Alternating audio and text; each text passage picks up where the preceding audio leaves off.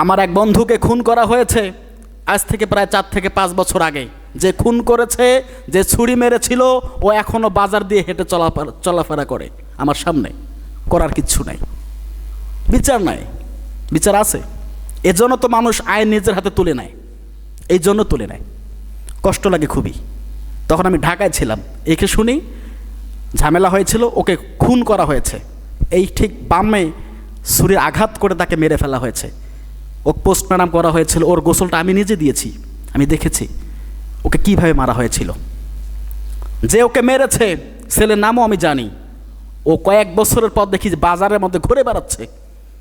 আশ্চর্য ব্যাপার, কি বিচার হচ্ছে? মার্ডার করলেন, খুন করলেন, আপনি ঘুরে বেড়াচ্ছেন। দেশের প্রশাসন কি করে? আইন শৃঙ্খলা কি করে? ওরা গরুর ঘাস কাটে নাকি? তা আমাদের দেশে কোনো বিচার আছে বলেন? কোনো বিচার নাই। এই কথা আমি অকপটে বলতে পারবো, সবার সামনে বলতে পারবো, আমাদের দেশে কোনো বিচার নাই, সঠিক বিচার মানুষ পায় না। হ্যাঁ, আছে অল্প কয়েক %, 100%-এর মধ্যে 12% আছে, বাকি নাই, কোনো বিচার নাই। এর জন্য আমাদের দেশে এত অশৃঙ্খলা, এত এত নিকৃষ্ট মানে কাজ আমাদের সমাজে ঘটে। আমরা লজ্জিত। কি জবাব দেবো আপনারা? আমরা আসিয়ার কাছে কি জবাব দেব?